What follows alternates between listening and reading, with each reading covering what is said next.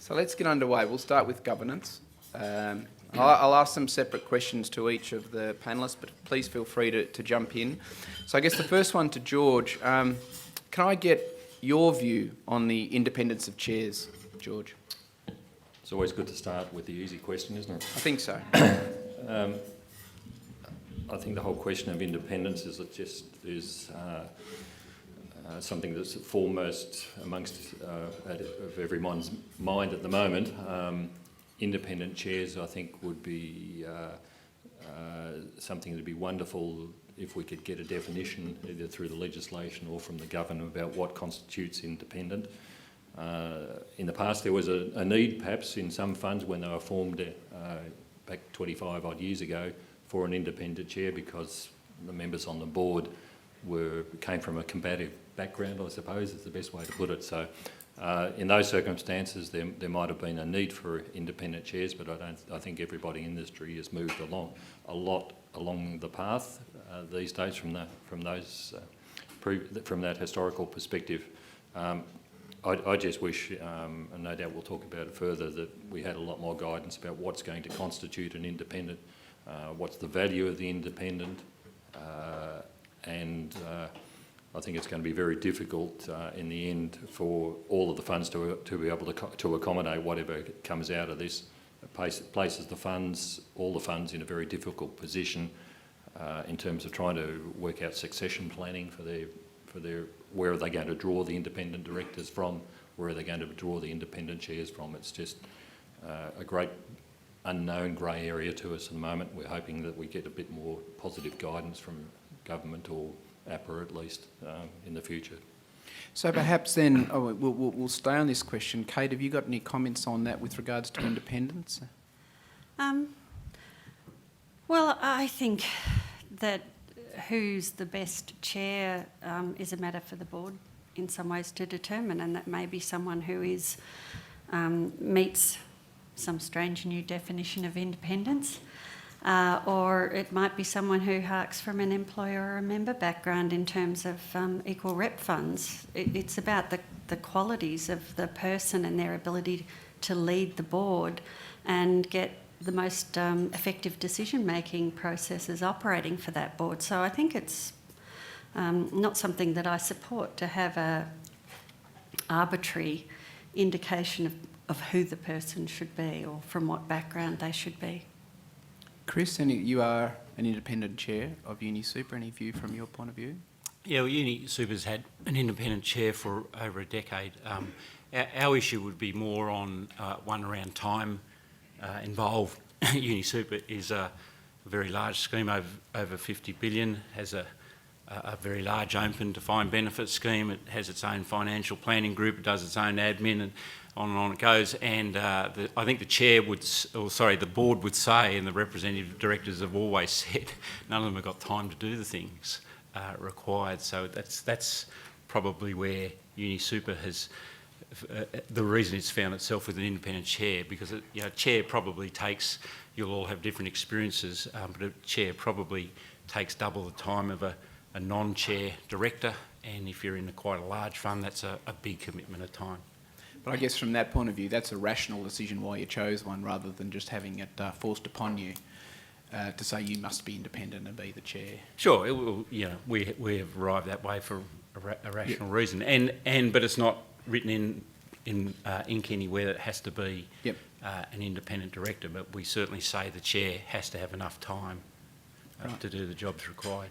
Okay. I guess, Sorry, Kate. I guess if you think beyond the equal rep sector, then the notion of an independent chair with a retail fund makes more generic sense, in that that would be someone who's not an employee or an executive of the institution that's running the fund. So in that context, I can perhaps see the argument. But in our sector, I think it's, I don't know of anyone who's on a board of a not-for-profit fund who's a member of management or executive.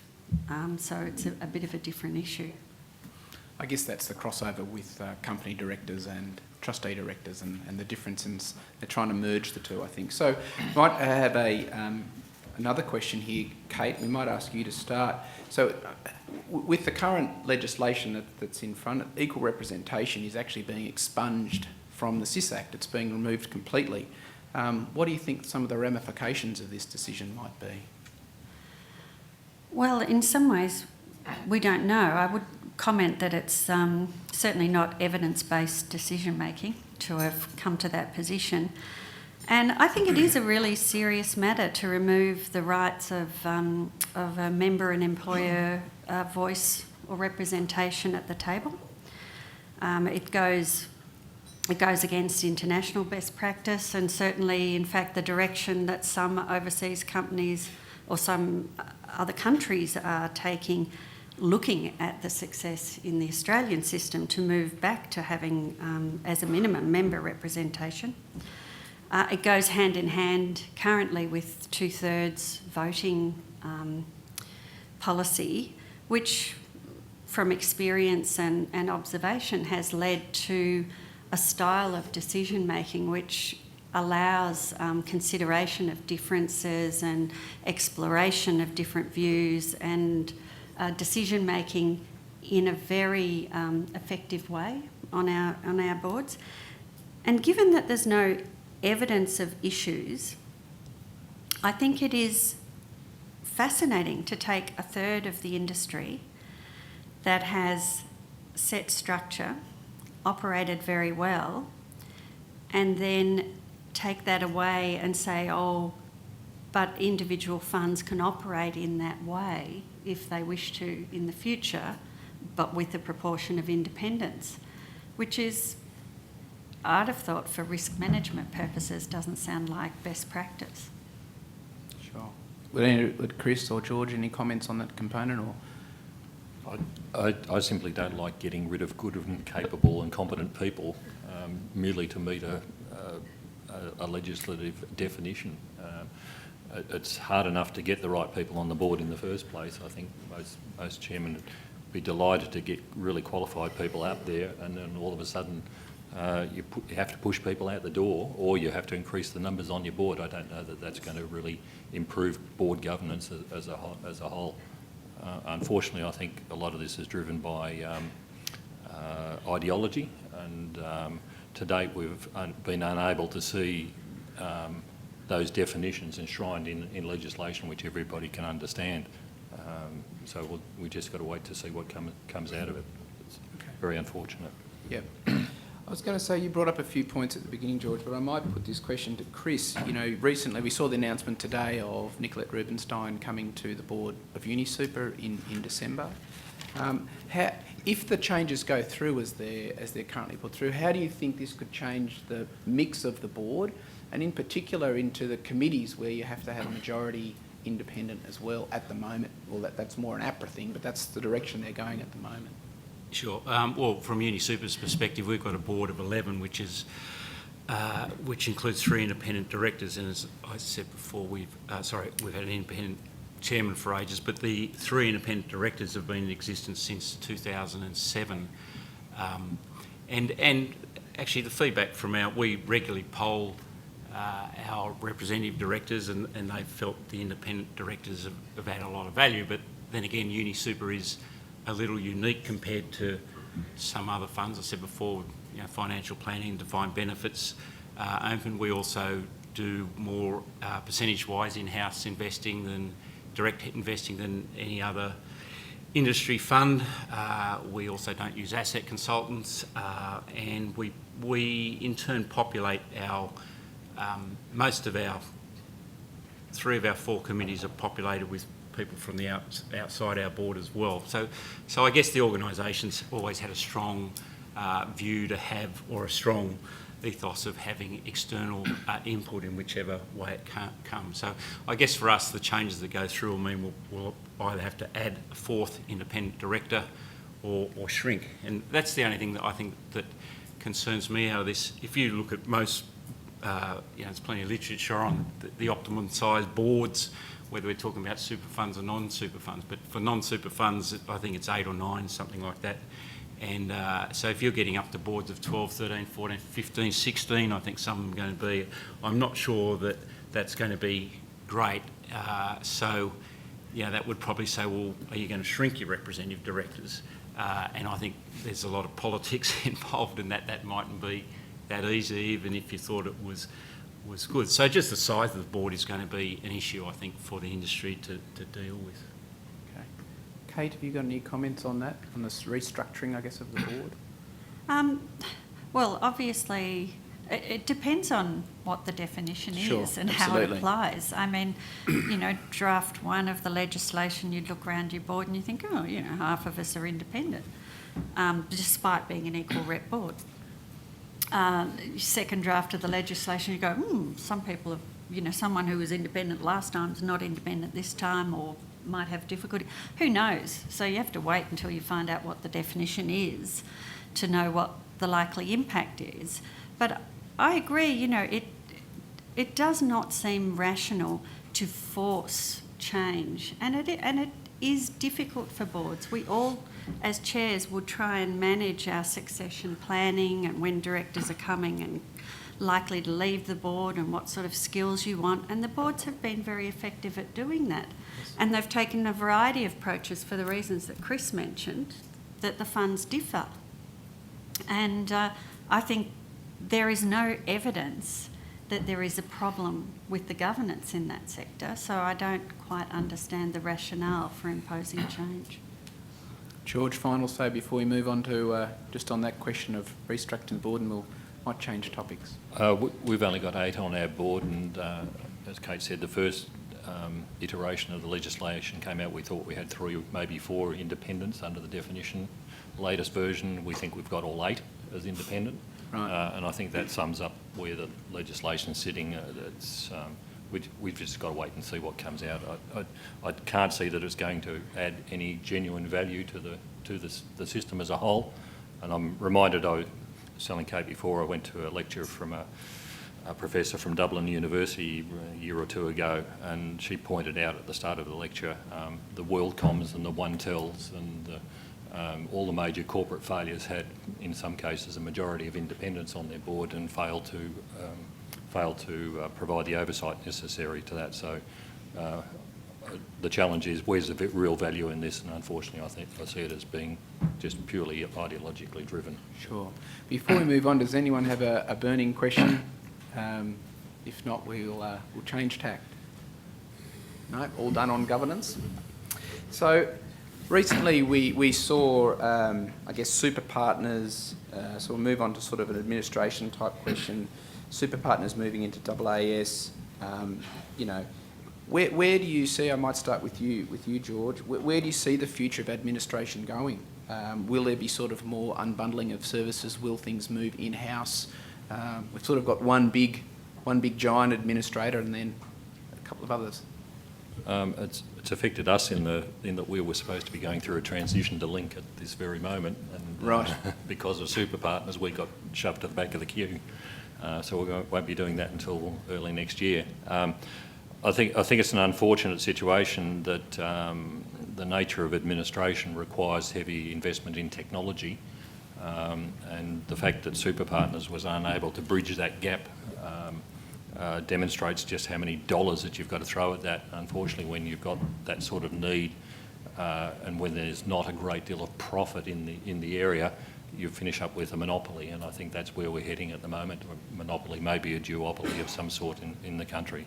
It's just the nature of that sort of thing, and unfortunately, when you get to that scenario, that's going to see an increase in fees eventually coming for the administrators to cover the cost of their technology, and because they finish up in a monopolistic type environment. So it's not good news. Kate, you're with AAS as well, from memory. Yes, so we're really concerned. Right. No, it's interesting. I mean, the greater volumes, like I think AIS has managed very well their investment in technology, and we've been, very well served by them and have been able to nuance the arrangements in ways that suit our fund. We hope that continues in future and that they're not distracted either by the onboarding process or by the sheer size, I guess, of some of their new customers.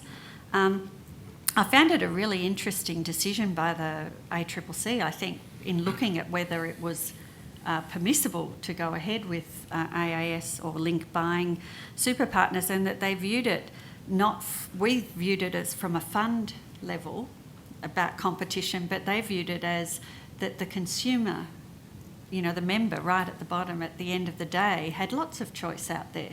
So it wasn't an issue, but anyway, that's their decision and we have to live with it basically now. We just have to suck it and see, I guess, from Care Super's point of view.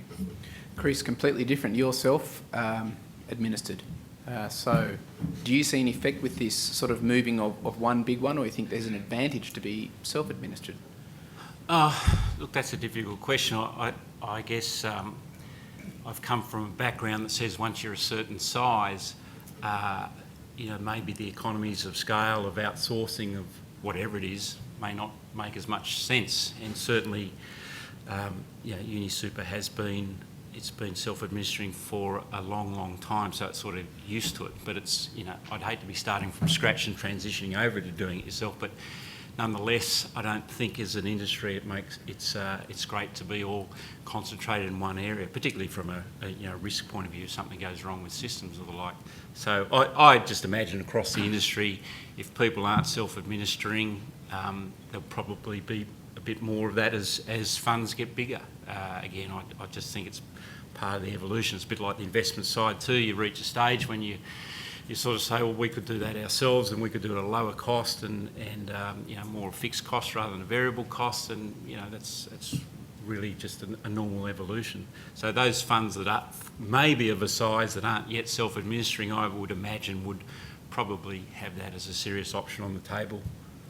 So we might come back to the investment fees later, but we mentioned technology. Do you think that, you know, technology then will have an impact in the administration landscape where rather than just having one provider, there could be multiple providers talking to one another? Or would you add different technology platforms to your administration system, Chris, at the moment to try and keep up with member expectations? Yeah, well, the whole area of technology is a tough one. I think it's the blind spot still for most executives and most board members. You know, it's just a very hard area to get your mind into what's happening, other than we know it's all changing very quickly. Yeah, the technology we employ, look, I guess it's what do you call administration? How far do the ripples of that go? I think it's very important to control the front end, the client-facing end, you know, the technology that you employ that allows a call centre to work properly, or for your social media to work properly, or you know, your online web stuff if you've got that. And so whether you're doing the administration right at the end or not, I think you do have to have some control over that front end. And there's a lot of, you know, we employ lots of different systems, you know, sort of plug and play stuff. Hopefully there's not just one big answer, one single system that does everything. It's lots doing it, and you've got to be aware too that we're not an IT company. We need to be very aware of that.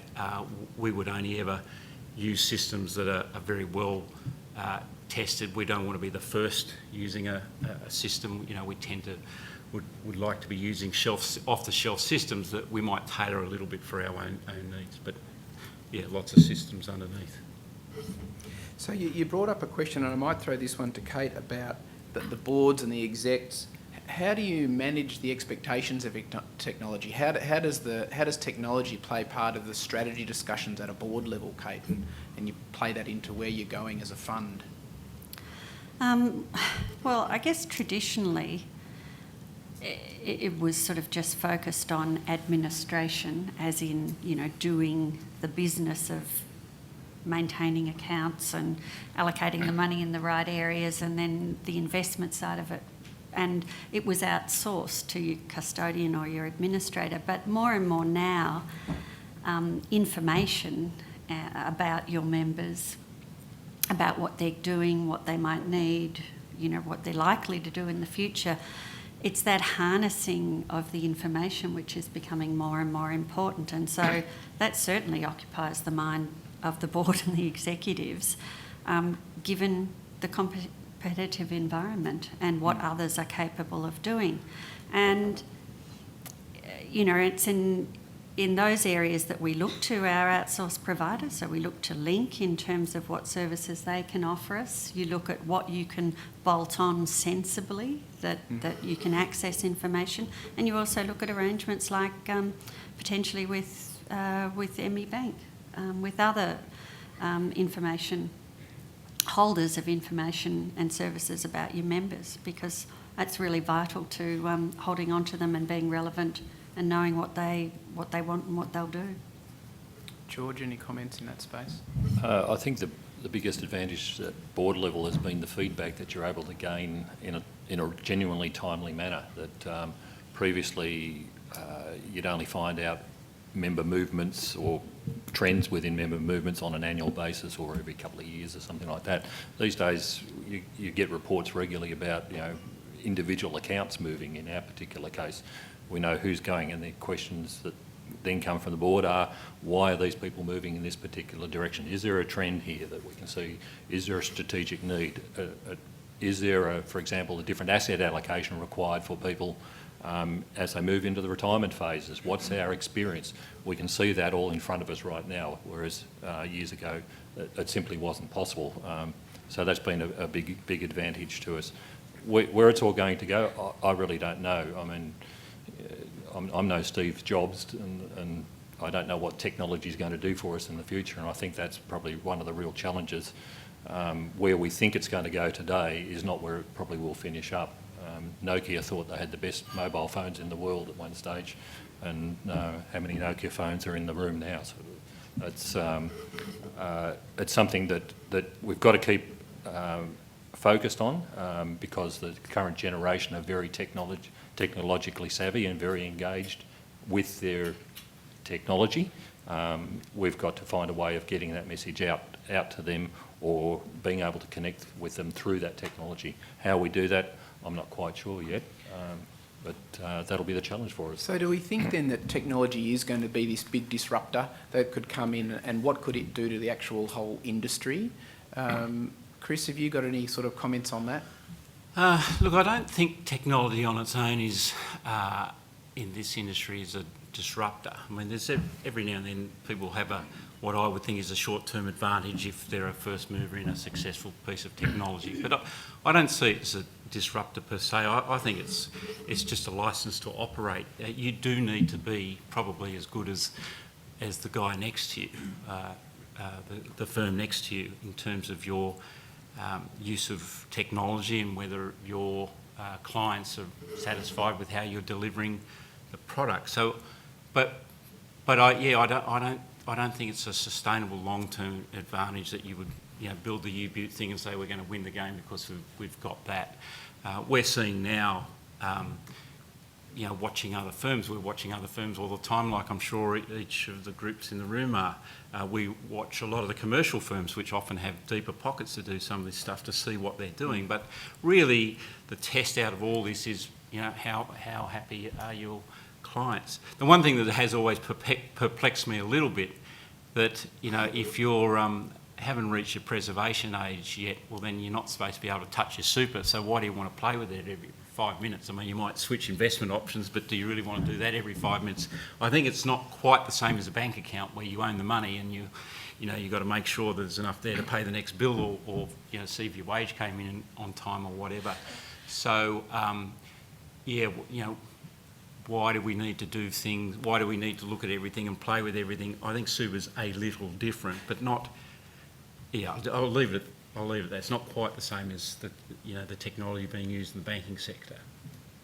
Kate, have you got any comments around that, or No, don't have nothing to? to You add. don't have to. I was just going to, maybe I'll ask, and perhaps this is an executive a decision within the fund, but in terms of the HR, the people that you're looking to employ in the fund, are the funds now looking at building strategic sort of data areas to really understand and mine the data and look at the trends? Is that an area you think the funds are expanding into? Well, our fund certainly has, Right. and it's it's a fantastic tool that we didn't have in the past to really understand your members and understand how their saving is going and where they might end up, as well as, you know, shorter term things, as in, are they going to leave you or whatever. But it is, we've certainly beefed up that area. Sure. Yeah, it's the same for us. I think UniSuper's got about 600 staff, slightly more than that. About half of them are involved in some way in the technology side of the business, and yeah, measuring, gauging what we're doing for our customers, seeing the feedback. I mean, the reality is we're you know, many of the industry funds these days are public offer. We're not a public offer fund, but many are, and probably that trend's not going to go away in a hurry. So you are increasingly in a contestable world, so you have to be looking all the time at again, member satisfaction, why they're leaving, why they're coming and going, you know, whatever. You can't do it without good technology. George? We've only got 13 staff, so we're a little bit different from Chris's arrangement.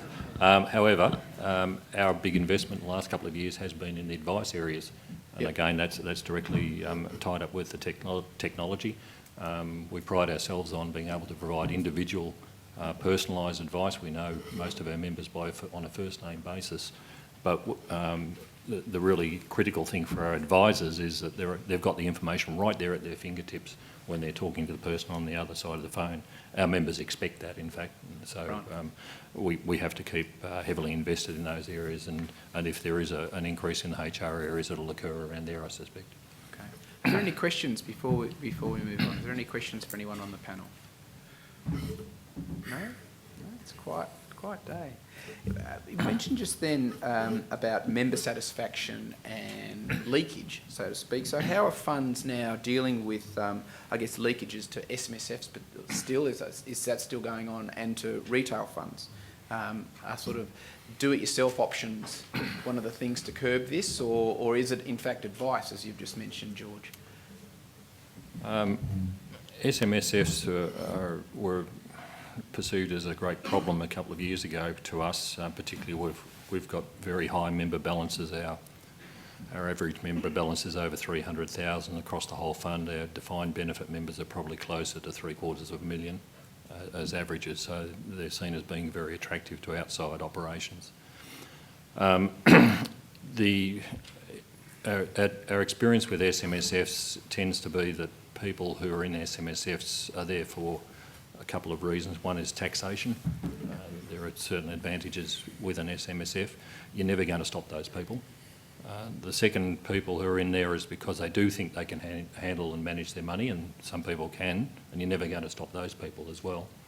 The third group of people is the ones I classify who's really shouldn't be going down those paths in the first place because they don't totally know what they're getting into. And those are the people that you really should concentrate on, and that's why the advice side of our organisation has been so critical. You get to the people before the accountant does and sets up the SMSF. You get to them and explain to them, and it's a lot cheaper running it through our systems than what the accountant might be offering.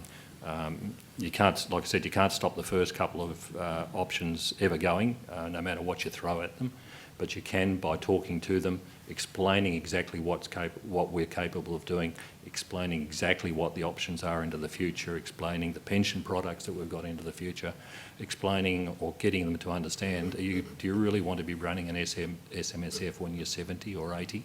What are you going to do with the money then? And we're already starting to see people coming back from the SMSFs in the last couple of years, particularly as the advice product's been run out more and more. So we're countering it, we think, reasonably successfully. Kate, what about from a Care Super perspective with, I guess, moving to SMSFs or retail funds? We're no different to probably most industry funds in that we'll lose people to SMSFs and we'll lose people to retail funds and we'll lose people to other industry funds.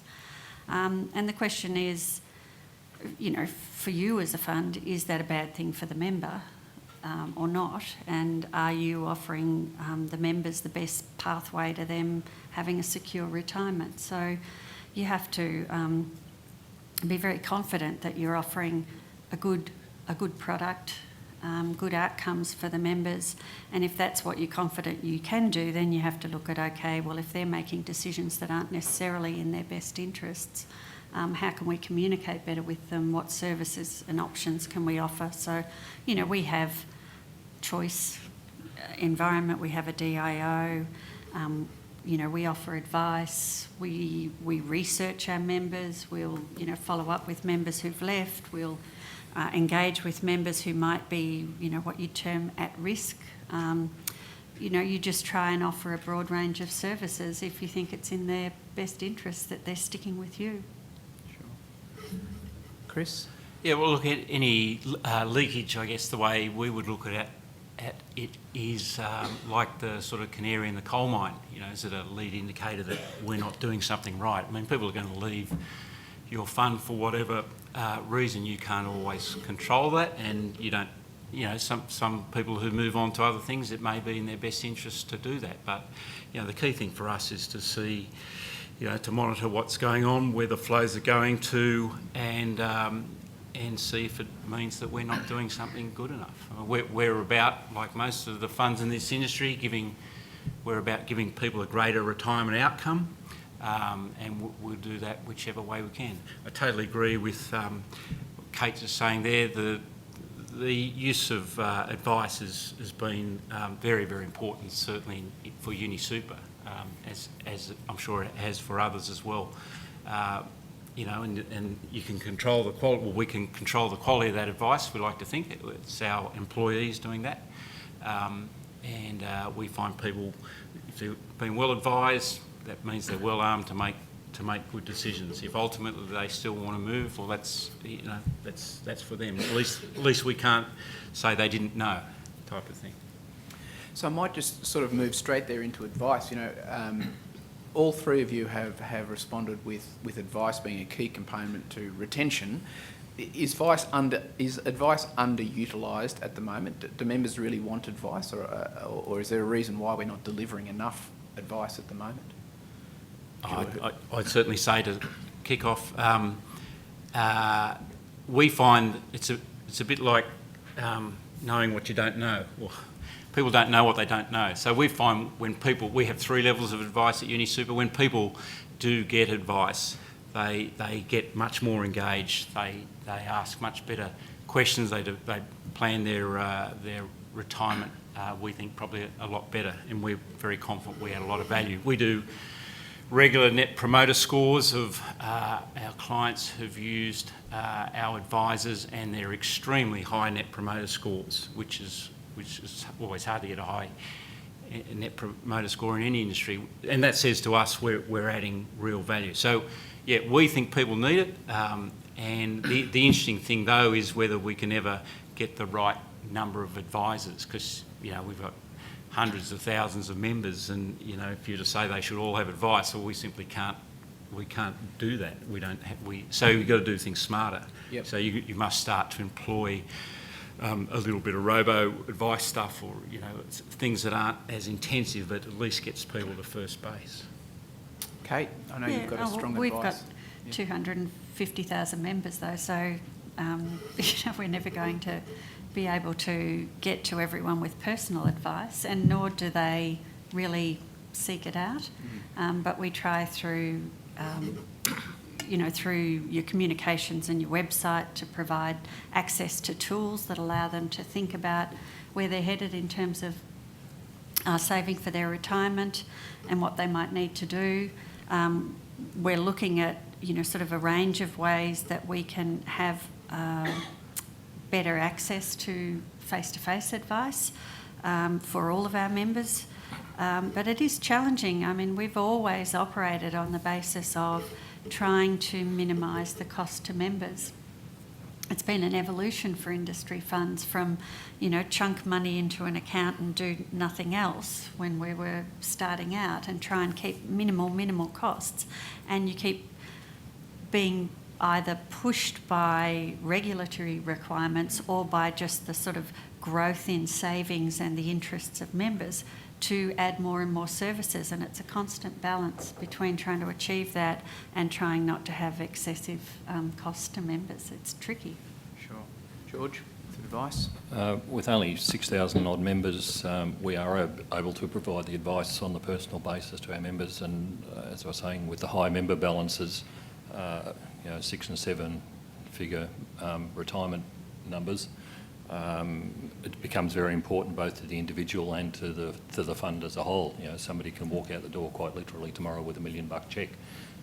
So retaining members is very important to us, all for the sake of a phone call or a couple of hours with one of our advice people. So a couple of years ago, we had some components of that outsourced. That failed miserably because there was the leakage. Ever since we brought it in-house with our own team, we're retaining 80 to 90% of the people within the fund, and because of these high balances, it's really critical to the way that we operate. Ultimately, the fund gains the advantages that our members just love us because they see it as something very personal. We could never go down the robo advice line because our members just wouldn't accept it under any circumstances. So we're very different in the way that we're operating because of the nature of our business and our members. So I guess two questions there. Do you think that the advice will become more and more in-sourced so you can control the conversation with the member? For us, it will. Right. That's certainly the case for other funds because of the different demographics, different financial circumstances, different educational levels even. They operate on a different basis because of their particular needs. But for us, that's certainly the case. Chris, we're going to make a comment there? No, it's the same for us. We many years ago, before we had our own advice team, we used to outsource to a panel and we tried all different formulas of finding the right thing, but ultimately having our own advice team, well, again, we've probably got the economies of scale to do it, but we needed to control the quality and that's what we're able to do. So, yeah, it's been a thorough success. We just have a different member and account balance equation to these two funds, so it's much more difficult to think of having wholesale in-sourced advice, so it's more likely trying to engage with others if we can. So maybe we might just bring on, and I'll go to you, Chris, first of all, with regards to robo-advice. So we had a very quick discussion before lunch about the number of different types of robo-advice out there. There was a recent FinTech conference in Sydney that had, let's say there was 30 different apps or different solutions, and the vast majority were robo-advice. Do you think robo-advice is the solution or just part of the solution potentially into the future for delivering advice? Look, I think it's just part of the solution. Overseas, I think the use of technology to try and enhance the experience of customers using a computer system as the front end, that only works when you do have human beings on the back end. So I think the two go together. So at least from what I've seen, the most successful use of it is to maybe hasten some of the more draconian parts of the advice process, collecting all the facts and all that type of stuff. The sort of technology really does help in that. Or you might be, we have at Uni Super, we have campuses in remote areas where you mightn't be able to actually get an advisor in there in the time frame needed. So if people can, robo is a very strange word, it means a lot of things, but one form of it is we can actually give advice like a Skype type of system. That's just one form. So yeah, using technology smartly plays a very big role in trying to reach more people and keep your costs under control. But I think you've always got to have a human being as some part of that. Particularly if you like George's fund, we have our average balance is very high as well, and high balance people want to talk to a human being. Makes a lot of sense. Is it the same for people, Kate? I guess maybe a much lower balance in Care Super, but is robo-advice something still in the picture for Care Super? Well, the vast majority of people have their money in the balanced option and let it sit, and they don't do a lot, which is probably the best thing they can possibly do. But you need to have, we don't know how younger people who have higher balances, at least our fund doesn't, how they will behave in the future, but it's not economic for us to have face-to-face available to everyone in every circumstance. So things like robo-advice or tools that allow people to explore not just not just saving for retirement, but sort of managing their finances, or, you know, how to mix things together, that will become increasingly important. But we'll have to be innovative and flexible, I think, in terms of what solutions we offer. Sure. Did you? Yes, George? I think the use of technology is useful when you're dealing with numbers, but unfortunately the superannuation industry has all sorts of other complications thrown in as well. So if you've got to try and get people's heads around taxation, preservation ages, all the regulations, pension arrangements, both government and non-government, I don't know that you can incorporate all that into a technologically based sort of system. That's pretty critical again from our perspective. Other funds have obviously got different needs, different members, so a certain component of it may well be achievable for those sort of people, but it's not something that, well, certainly not something that our fund would contemplate in the short term, I don't think. Has there anyone got any questions on advice or anything for the panel? I think one interesting point, Tom, is that a lot of people are saying that, you know, we've got, at least for some of our constituents or members, we've got to stop using the word advice, because they don't want advice. Yes, they want help. They might like a coach or a financial mentor or a, you know, whatever, but they don't want advice. So we do have to think differently and respond to what our members want. I think that's right. Most people, when they ring up, they just want some help. And we've got all these different definitions of what advice is: general advice, intra-fund advice, full advice. I was lucky enough just to be in the UK a week or so ago, and they're going through exactly the same problem, probably worse. I didn't realise how bad the financial planning system had got in the UK, but they're completely lost between guidance and advice, to the point where people who were at the conference were even worried that they were giving guidance when they were on the panel. And the regulators, they're saying, was that guidance or was that advice? Just thought, oh, you guys are lost if you can't even comment. But anyway, we might jump across to insurance. It's a very interesting part, and premiums have been an issue. Is there an area where we need to start evolving in terms of product development in insurance? George, insurance must be a key component for your membership, considering the industry that they work in. That's exactly right, Tom. And this is all part of the personalised service that we're trying to offer our members. It has to be particularly tailored towards our members' needs. Again, because of high balances, they've got different requirements around insurance than what other people might have. But also, we've spent a lot of time with our insurers trying to explain to them that air traffic control is under stressed out as what the community thinks, and that people who jump into burning aeroplanes are really a non-risky group of people. Did you say jump into burning aeroplanes? When you explain to them that there hasn't been an aircraft crash at an airport since 1972 in Australia, they suddenly see it in a different light. But also because our people are heavily medically scrutinised. They have regular checkups, in some cases every year. The fireys, for example, have to meet certain physical standards. So that, from an insurance company perspective, that meant that, hey, this group isn't exactly as much of a risk as what is perceived in the community. And as a result, we've been able to get some very good insurance premiums for both these work groups that are simply, in the case of pilots and air traffic controllers, in some cases, are simply not available in the general insurance areas. Sure. So it's very attractive for them to stay with us, because they're not going to get income protection in some cases anywhere else in the market. We're the only people that can offer it. Kate, are there similar issues for professionals that you look after?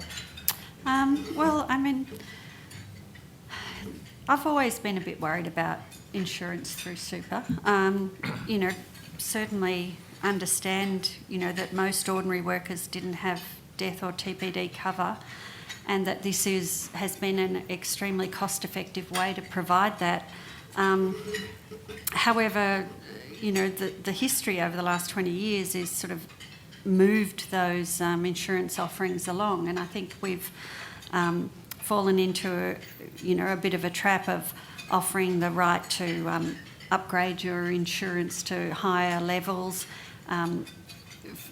We've had, higher rates of default insurance. And for people who are on not huge wages with not huge super guarantee contributions, it eats away at what their eventual retirement outcome is, and also the risk associated with allowing some to elect to have much higher cover, and the claims experiences there has the potential to push up premiums. So I think it is a dilemma that the industry is looking at the moment about what is the appropriate levels of automatic cover that are offered to super fund members, and any automatic ability to upgrade. And I think we need to think pretty carefully about that, because it's a difficult balancing act, I guess.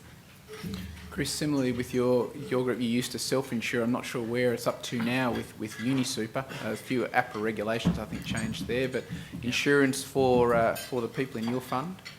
Yeah, we're a combination. We still self-insure our defined benefits division, but we are not allowed anymore to self-insure the accumulation side. So obviously you work hard with your insurer when it's outsourced to get as low a premium as you can. But look, I take Kate's point, the appropriate level of cover is very important, but also on the cost side, as a large scheme, we spend a lot of resources helping the insurer to cut the costs. So we process the front end of a lot of claims ourselves on the accumulation side. So even though the insurer's got the ultimate liability, but we've got committees and processes to do that and do a lot of the follow-up stuff. So the relationship with the insurer for a fund our size is very integral. It's like almost they're in our office or we're in their office. It's not just a turnkey outsourced, claims go there. Claims come to us, we are the front end with the client,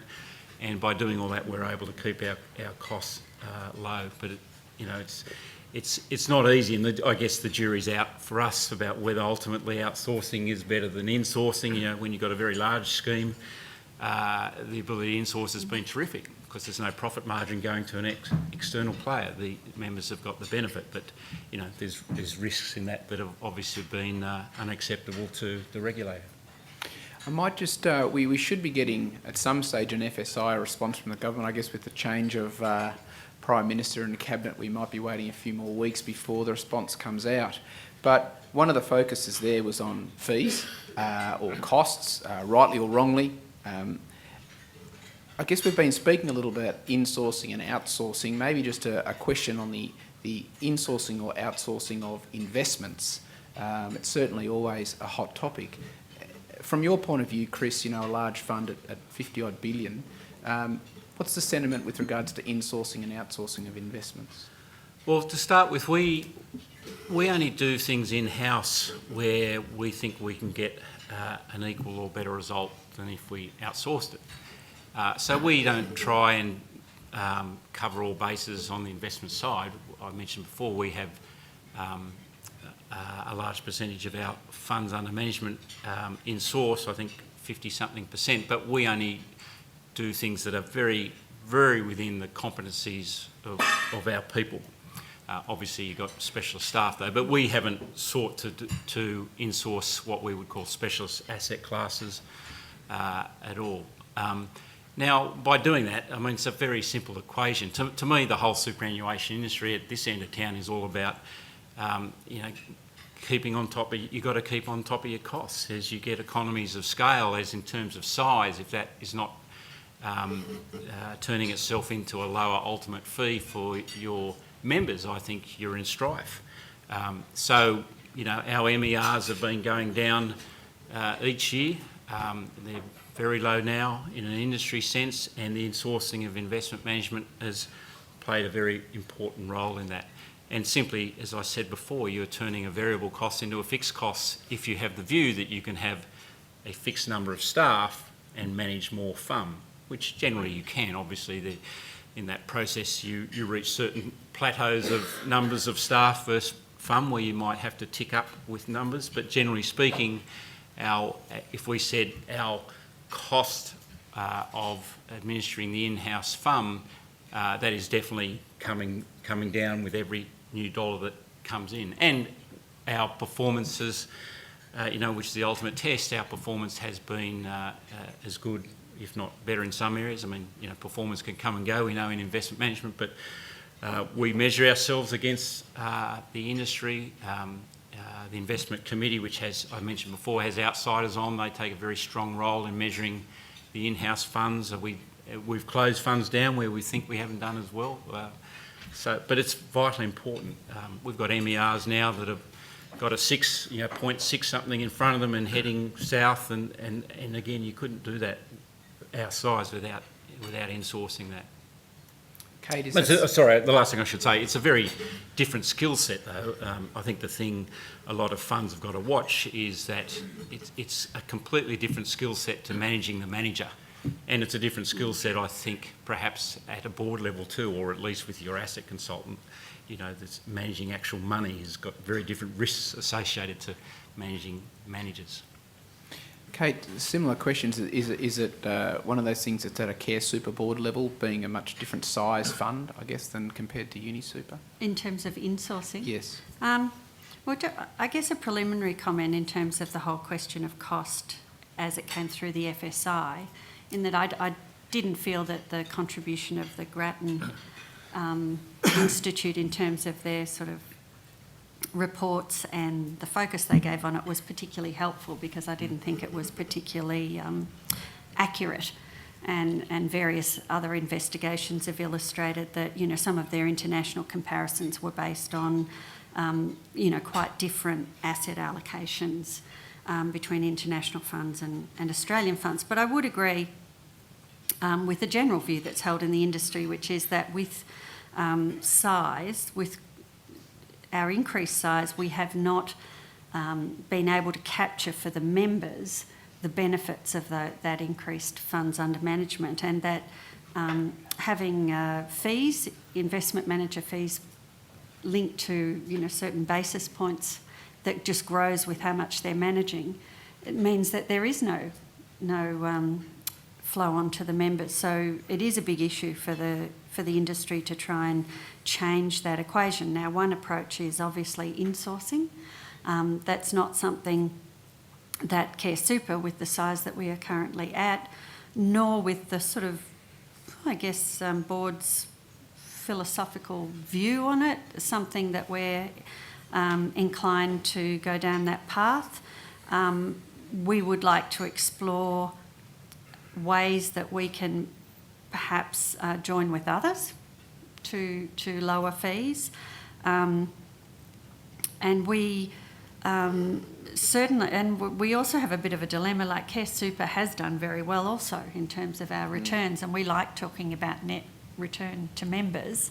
But when you are funds that have diverse investments, some in asset classes that cost more than others, your MER can look higher, but your net return can be top of the pops. But that's a real problem in the MySuper world, where people can just look at the fee. Yep. So it forces you to look at ways of reducing fees. Hopefully it doesn't force you out of good long-term areas of investment that do cost a bit more. Certainly. And George, last comment. We're racing towards the end of the session. We don't internalise any investments other than a few term deposits. I think the feeling of the board is, and again because of our size, it's something we wouldn't be contemplating in the near future as well. I think Chris hit it really on the head there, though, that if you internalise, you've got to make sure that you as a board or your whole organisation is achieving at least comparable results to what you can achieve outside. It is going to be very difficult for any organisation when they have an underperforming internal team to actually do something about it. So we're not in that position. We don't contemplate it, but there's a lot of risks around going down that path.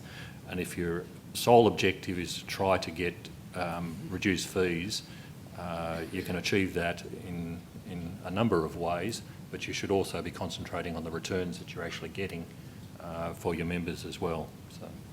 Well, thank you, and please, if you could all thank the panel, George, Kate and Chris, for